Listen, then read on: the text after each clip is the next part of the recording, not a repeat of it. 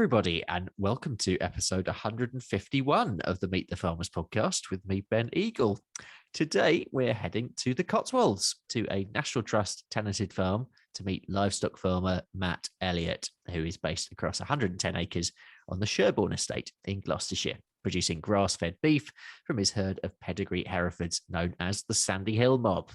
Matt and his wife Laura became tenants on the estate in 2018 after, well, I'm going to say it's an interesting route into the industry, which we'll talk about quite a bit today. For example, he worked for Avon and Somerset Constabulary for 6 years. He has a degree from UEA in politics, and like me, went to the Royal Agricultural University in Cirencester to do the GDA, the Graduate Diploma in Agriculture. It's rare you meet someone who's done that. He has 3 kids, including very recently Silas, who was born literally a few weeks ago. Alongside the farm, he works part-time for the Pasture-Fed Livestock Association and on a couple of other local farms in the Cotswolds. So he's a busy guy. Matt, welcome to the podcast. Thanks for coming on. Congrats on the new baby, by the way. Ben. How is it now having 3 children under the age of 9? Under the age of 7, our eldest is 7. Oh, under the age of 7. Okay. Yeah, it's okay so far. We're having to get a bigger car, so we can get 3 car seats across the back. But yeah, no, so far, not too bad. So, tell us about the farm and the Sherborne estate as a whole. So we're Sandy Hill Farm. We've had a farm tenancy for very nearly 4 years. It'll be 4 years in July. It's amazing how quickly that's gone. It's 110 acres of pasture, a mixture of 60 acres of former arable fields, which are all down to herbal lays, and 50 acres of permanent pasture, a large amount of which is historic parkland with lovely big old oak trees in. The Sherborne estate, is all National Trust owned. We're a National Trust tenancy, and it's going pretty well so far. Brilliant. And you keep pedigree Herefords. Why Herefords for you? It's often a question I ask people, and tell us about the herd itself. Okay, so the herd itself originally came from Simon Cutter. Why Herefords? Well, when we got the tenancy, we're thinking about what obviously we're going to have cattle. What type to go for? It sort of came down to a toss up between Anguses and Herefords. Basically, decided our aim all along was to be able to direct sell everything we produce, but we wanted the sort of get out clause of something that would be through the market if the direct selling route didn't work. So it was quite a difficult decision really between Herefords and Anguses, and in the end it came down to what would we rather look at in the field. It's a fair question, and I think I find it easier to tell the different cows, the different animals apart with Herefords than Anguses. They're all black. So we've been good friends with Rob Havard for quite some time, and he helped us with our tender for the farm. So I think he was probably a bit disappointed when we opted for Herefords over Anguses, but that's what it came down to really. It was quite a toss-up, and pedigree is simply a bit of an insurance policy against TB, I have to say. We're not particularly looking at the breeding statistics and that. I mean, we are a closed herd, and we're quite small at the moment. I've got 18 calving this year, and we keep a few heifers back for replacements, trying to grow the herd slightly, but we're limited on the ground we've got at the moment. Let's talk about PFLA. You are pasture for life producers. Why is it important for you to have PFLA status? Yeah, a couple of reasons really. It's a way of proving to the customer what we do, in terms of being 100% grass-fed, not 51% grass-fed, as you would find potentially in a supermarket, being the basic legal minimum. So our cattle are on a 100% natural pasture-fed diet. It's good for our marketing, I have to say, being direct sellers.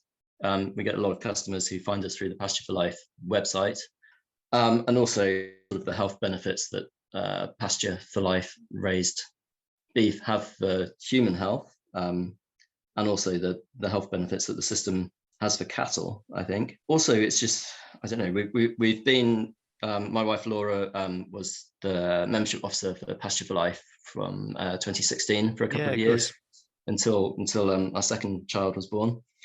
And we really want to support the organisation. It's a fantastic organisation. actually became facilitator for the Cotswolds area.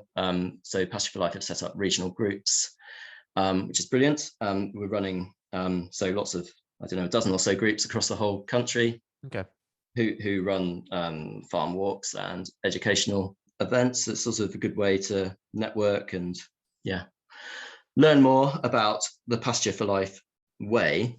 I think there's a slight misconception with Pasture for Life amongst some farmers that think they have to be 100% grass-fed to join the organisation, which you don't. You have to be 100% grass-fed to be certified, but you can join the organisation and then you can get the benefits of that network and that knowledge sharing, and maybe see the path to moving towards becoming certified. So I think that's important to get that out there, actually, if that's all right. Yeah. No, that's a good point made, actually.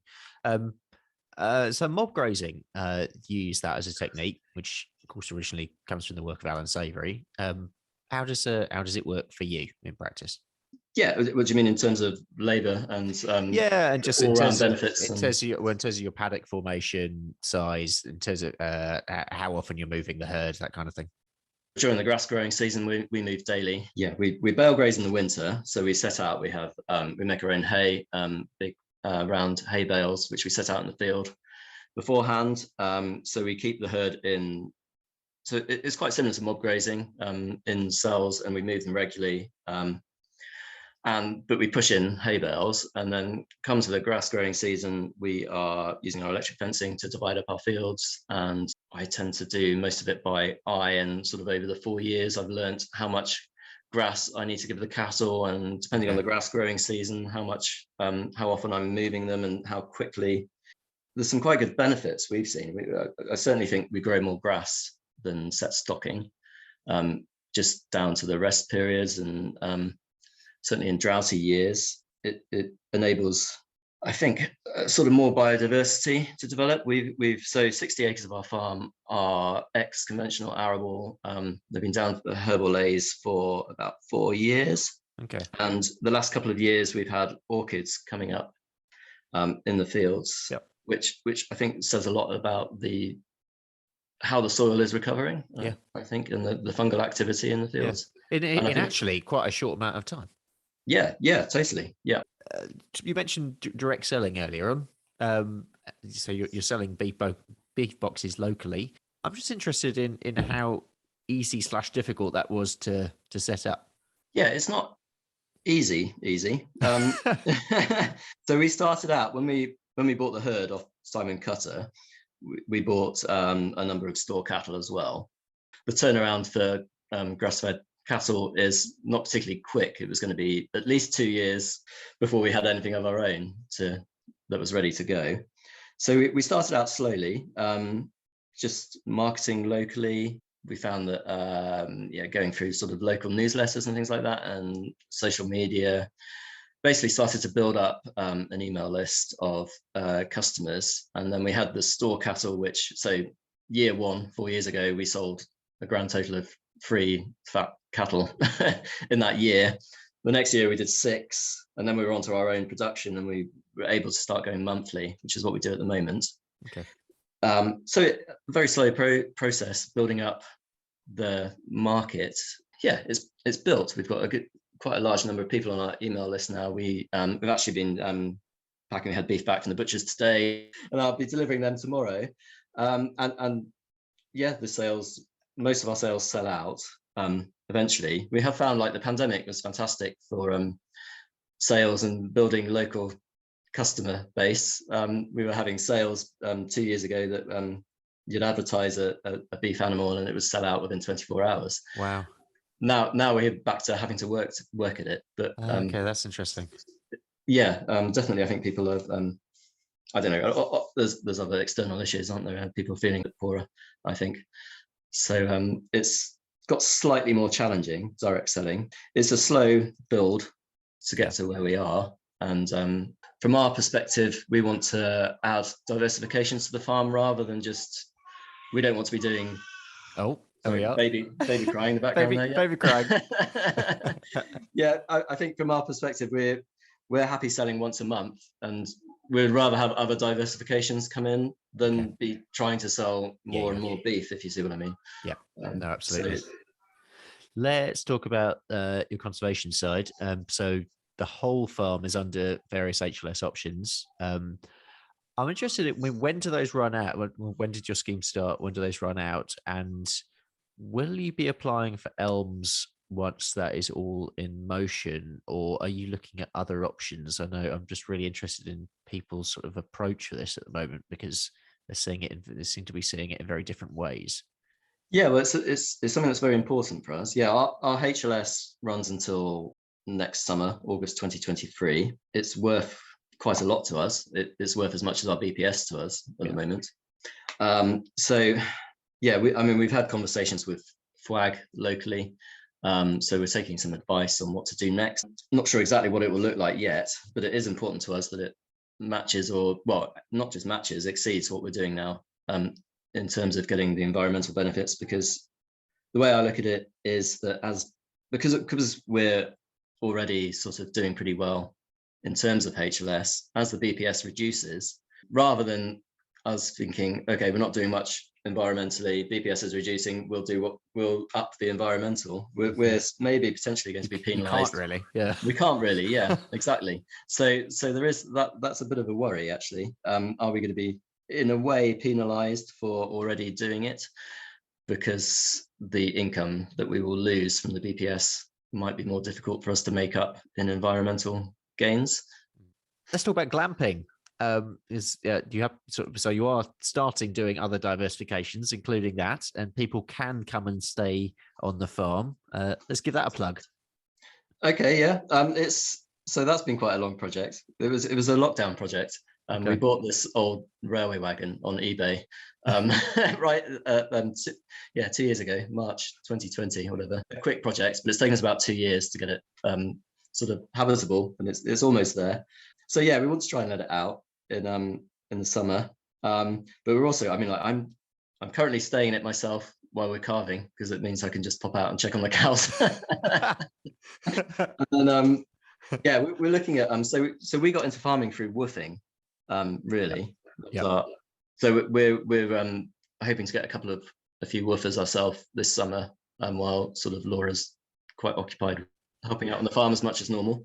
So yeah, we're looking to use it like that. But yeah, really it was set up to let out to the public, and it'd be great to have people on the farm. And it's all quite basic. It's off grid. I mean, it's very nice inside, but yeah, off grid, compost toilets, outdoor shower and a hedge. You can get away from it all in the heart of the Cotswolds, but we're only sort of 3 miles from Bourton on the Water, and Cirencester's not far away, so it's a good nice tourist area. Nice. What website for booking? Just our website. We need to put it on Airbnb. We haven't quite got around to that yet. Yeah, I should tell you. I think probably a lot of listeners will know, but listeners who don't know, now I can never remember whether it's willing workers on organic farms or worldwide opportunities on organic farms, because they seem to change it. I think it's been both at different times. So it all adds up to the same thing, I think. But, yeah. But for anyone from a non-farming background who is looking for opportunities just for getting out on farms, honestly, look into it, because it is a good one. Where are we going next? Let's talk a bit about you. Where did you grow up? Okay, I grew up in Shropshire, in Church Stretton in Shropshire. Okay, so quite rural. Lived in the town. Really nice, small, comprehensive school. My mum and my sister were quite into horses, so I did a bit of riding as well. A lot of my friends were farmers, but I never really, think about it, never really spent much time going to their farms or anything. And then when I was about 16, 17, my parents bought a small holding, really just for keeping the horses, like 5 acres. So quite small scale. So yeah, fairly normal. And then went to university, studied politics. Yeah. Did you know, sort of growing up, did you want to do anything in particular? Did you sort of have an idea of what you wanted to do afterwards? I think I always thought I wanted to be a journalist, but that never really came to anything. I didn't know. And then I went to university, a degree in politics. At UEA. So I met Laura, at UEA. And then all of our friends from UEA seemed to move to London. We didn't want to move to London, so we sort of randomly moved to Bristol, not knowing anyone there. Good place. We were there for about 6-7 years, I think. Yeah, and then I somehow ended up working as a fingerprint officer for Avon and Somerset Constabulary. Yeah. Which is not as exciting as it sounds. It's largely oh, come on, it must be. It's largely sitting at a desk staring at fingerprints. Give us some stories. There must be some. Well, I think that the highlight of being a fingerprint officer would be trips to the mortuary, because we would go out and it was a trip out, for and you'd go and identify hopefully bodies that had turned up around the city, maybe a murder victim or something, or it was but yeah, largely it was a slightly mundane job of staring at fingerprints at a desk. Someone who's broken into a car or something like that. Not overly exciting. And then we had we got when we were in Bristol, we got an allotment and got very into that. We spent more and more time on the allotment and got more interested in where food came from and how it was produced, I guess. And then Laura worked doing sort of academic funding, and they got relocated to Swindon. So she didn't really want to commute to Swindon. So that's when we came across woofing, and we thought, right, I could take a year off work, take a career break. And Laura was being made redundant. We were getting more interested in farming, so we'll go and do some farming. And so via woofing, which we mainly decided to do in the UK and Ireland. So we spent a year working on different farms, all sorts of different farms, livestock farms, market gardens, just, I don't know, family small holdings, mushroom farm, lots of different things. And then we had a bit of time in Spain and Portugal, also doing a bit of woofing. Nice. And spent 6 weeks on the Isles of Scilly working for the Wildlife Trust, catching rats on the off islands. And then we came back to Bristol, and that was sort of a little bit depressing, being back in an office.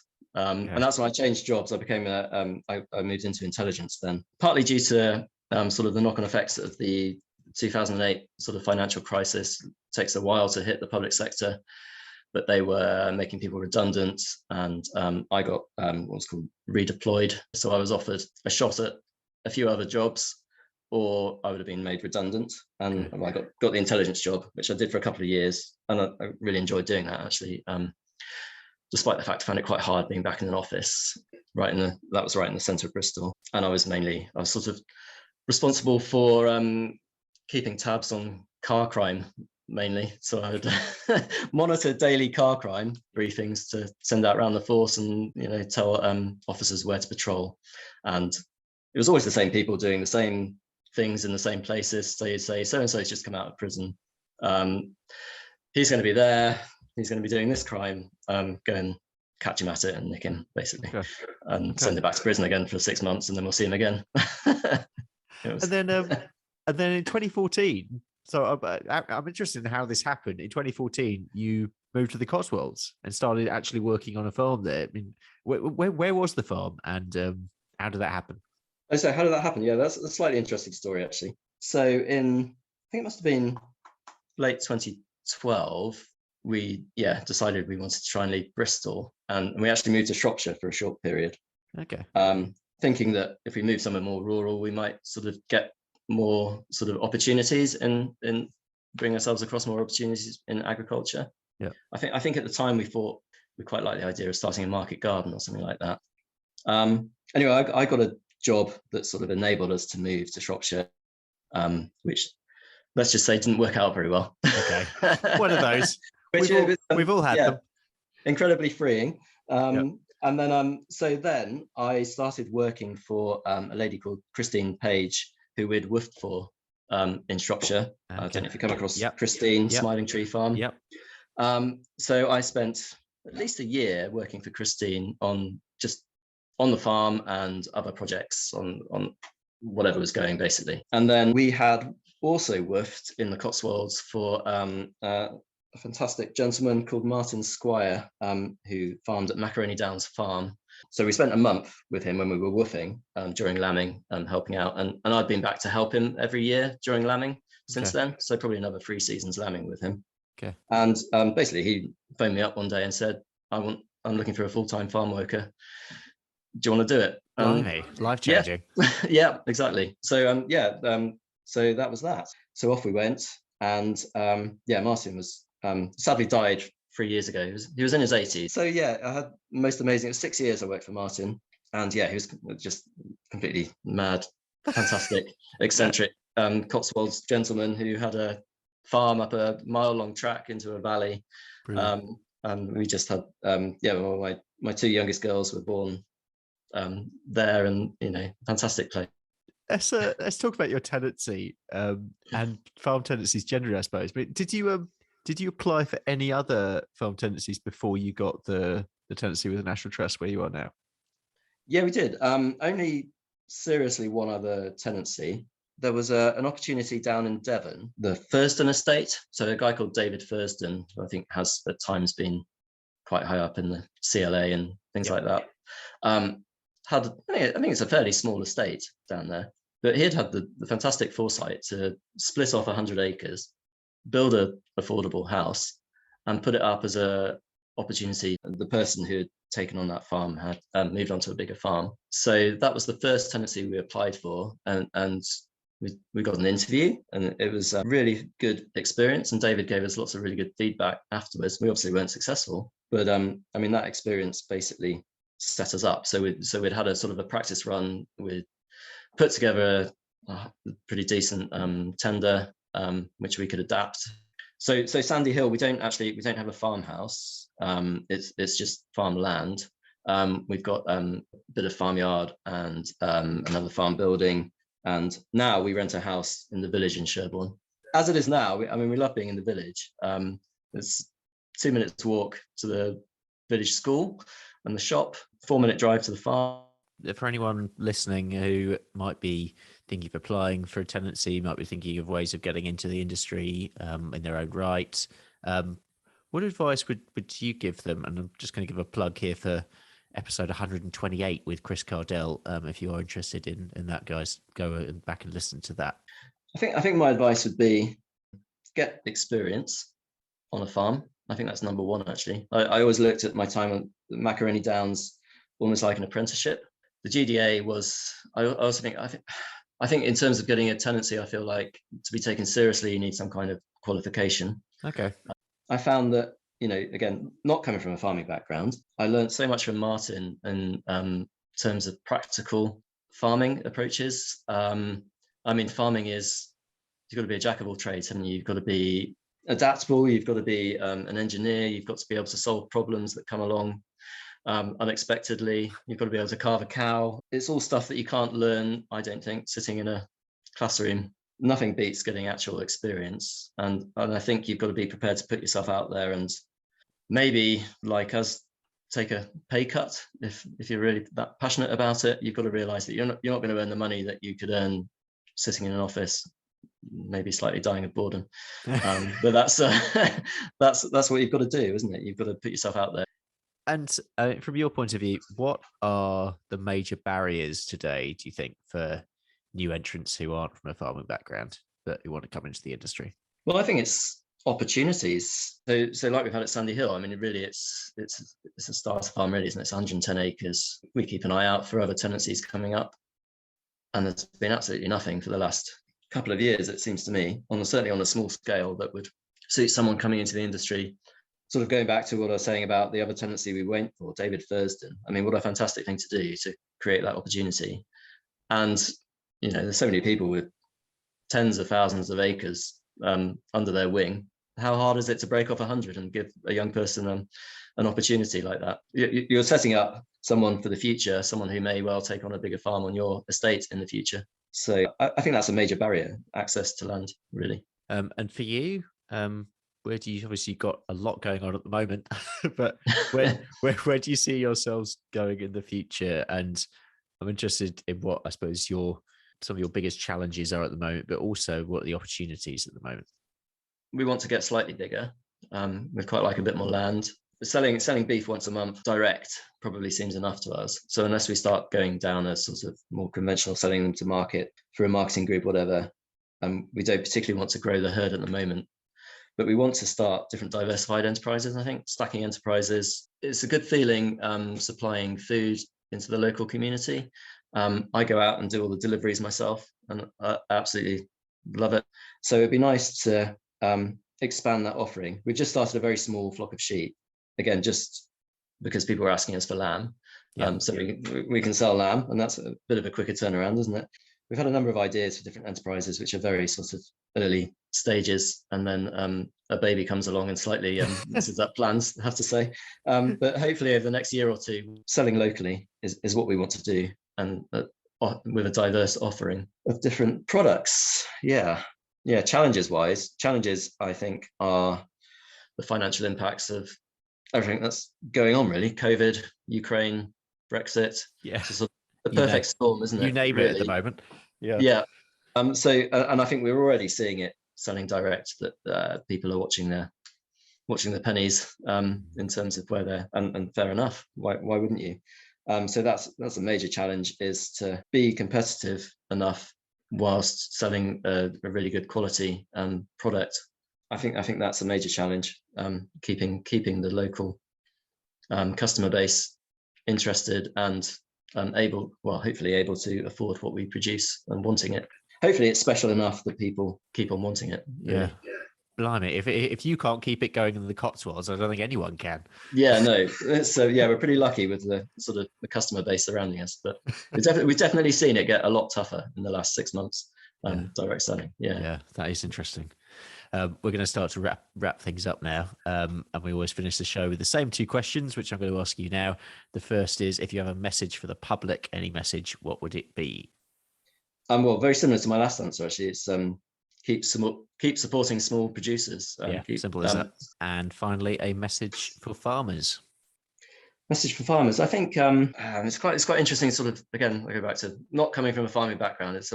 Sometimes it's very easy to be slightly jealous of people who are from a farming background and maybe sort of, I don't know, take over the family farm, blah, blah, blah, aren't they lucky? But actually, you meet a lot of people who are struggling with dad or granddad or whatever in terms of the direction they want the farm to take. Farmers is, don't be afraid to change, and life things change and move on. Just because you've done something the same way all your life doesn't mean that it's always going to be the best way to do it. But someone telling you that doesn't mean that they think you've been doing everything wrong forever. Don't believe that. It's just that things move on, things change. Embrace change would be my message. Brilliant.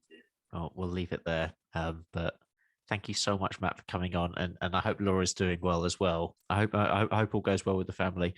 Before we go, how do people follow you on social media? We're I don't really do social media, but Laura does it.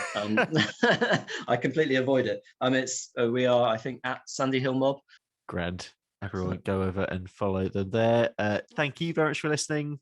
Please do subscribe to the show on whatever podcast platform you're using so you don't miss any future episodes.